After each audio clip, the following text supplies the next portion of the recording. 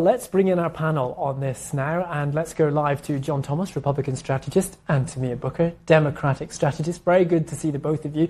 John, I'll begin, if I may, with you, picking up from our discussion there about the optics of events taking place in China. President Putin, Narendra Modi, Xi Jinping, all getting together. What message does this send to the United States? Well, look, it looks like they're trying to gang up and figure out a way to overcome President Trump's pressure, especially as Trump is pressuring on countries on issues of tariffs and whatnot. But look, one thing we know about President Trump so far is he doesn't break. He feels that his tariff strategy is working. He feels that he can force a peace deal in Ukraine. And look, every one of these large geopolitical conflicts really always has been a broader power struggle between China and the U.S. So I'm not surprised to see this happening, but hopefully Putin will come to his senses and come to the table with what Trump wants to make a deal in the Ukraine soon. Tamia, your thoughts? Well, we've seen this before where the president has said his stances and then we see where they have been. And I think what's interesting here is that the bullying tactics of the president are working, and we're seeing how the leadership in China is saying it isn't. So I think there's this back and forth that we were going to see. We've always been hesitant about any conversations or doing any negotiations with Putin. And here we are where we're seeing things go the way that President Trump didn't anticipate. So I'm not too surprised here as well. Tamir, you mentioned the phrase bullying tactics there. That segues nicely into talking about the economy, because the head of the European Central Bank, Christine Lagarde, has criticised Donald Trump for effectively bullying the Federal Reserve. We're expecting an economic report to come out this week. This comes off the back of a relatively weak jobs report in July. August employment may be expected up, and possibly some change to interest rates. Tamir, what are you looking out for here? Yeah, so what I've also been seeing is the recent report around how Black women are disproportionately affected by the economy. We're losing jobs at rapid rates, and that's a key indicator here of where things are going. I think one thing that we have noticed here in particular is a sentiment in the Black community where we're the last to get hired, first to get fired. And this is a key bellwether, I think, for us to see that the economy is not going in a good place. We have African Americans who make up a significant amount of the workforce that are now seeing soaring unemployment rates. That's scary. So we can't keep saying that the economy is doing well when we're seeing a significant portion of the population dealing with unemployment.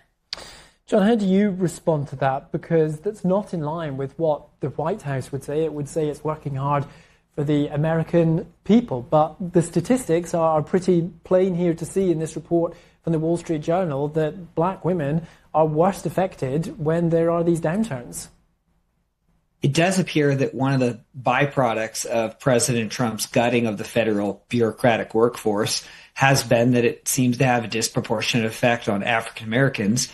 I don't think it's necessarily because there was any racial component. It's simply that in areas like D.C., where there's a large proportion of the population that's African American, that's spiking these unemployment numbers temporarily. But what you're also seeing is the president is cracking down on illegal immigration. And what does that mean? That means that large employers are going to have to choose Americans to rehire now that they can't rely on cheap, illegal foreign labor. So I think this is a bunch of things. Global trade as well as our domestic economy are getting rebalanced. I think it's going to work out. Of course, we do need lower interest rates, and the president's pushing on the Fed for that outcome as well. I take your point about illegal workers, although in fairness, this Wall Street Journal report does particularly talk about American workers, these Black women it references. To me, if I can come back to you, interest rates going down is a real thing that businesses want. Does it really matter how that happens, whether the president puts pressure on the Federal Reserve or not? Yes, it does matter. And I just want to make a point to that, too. We had a Black woman on the board of governors for the Federal Reserve who was just fired, and the president ridiculed her. So when we're talking about race not being a factor here, it absolutely is. There are Black women in several leadership roles who have been terminated, and their roles did not cover DEI. And even if some Black women actually attended sessions years ago, even during President Trump's first term, they were then penalized recently as of this year. So I think that we have to be careful when we're talking about things not being racial, when the president has made it clear that anything that deals with race is an issue. And even if your job doesn't cover it, it's still a problem. So to answer your question, yes, I do think that when we're talking about how we can recover as an economy, interest rates are extremely important. And we have to think about that as we're moving forward. It is, of course, Labor Day today. Happy Labor Day to the both of you. I'm glad you were both willing to work and join us on air today. Tamia, if I can come to you on this, is Labor Day still important? Donald Trump has put out a statement on how much he's working for the American people, pointed to several numbers: rising blue-collar wages, boosting the private sector, $8 trillion in U.S. investment. What does Labor Day mean in modern America to you? Well, to me, Labor Day is protecting our workers, right? Making sure they have rights and making sure that our workers like teachers, sanitation workers have their rights as they're contributing to this society, right? And so it's just making sure that our people who are here, we are purchasing American-made products, we're supporting Americans, and everything that means to manufacturing. And so it's important to honor and uplift those today, as we do always. We have to thank the labor force for the holiday week, or excuse me, the regular weekends that we get. And so we especially get to thank them for this holiday weekend. But I think it's important that we continue to lift up our American workers who are really trying to push our country forward. John, same question to you.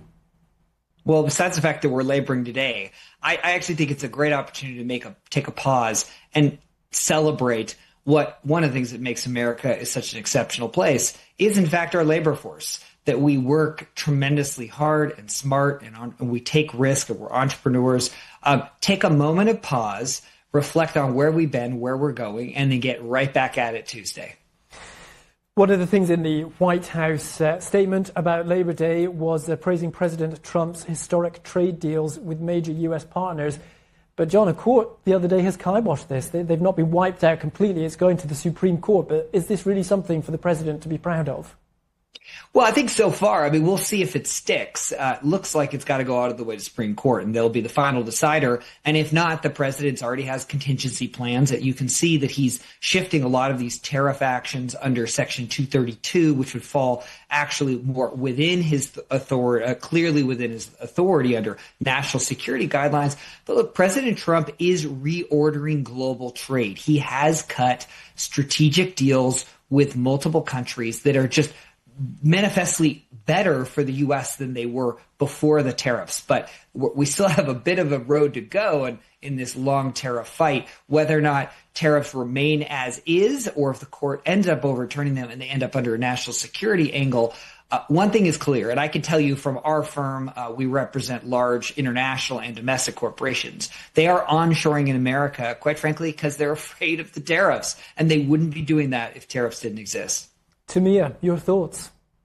I think what's always been interesting about this, we were a question about the Supreme Court. With our unbalanced court, unfortunately, it has favored him. So I think it'll be interesting to see kind of where this goes.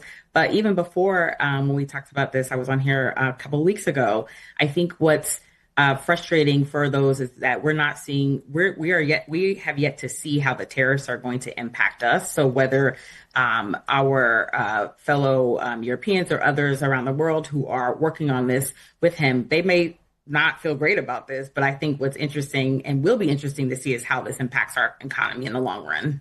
Okay, Tamir Booker, Democratic strategist, and John Thomas, Republican strategist, wishing you both a peaceful Labor Day evening. Thank you both so much for joining us. Same to you. Thank you. Around the world and across the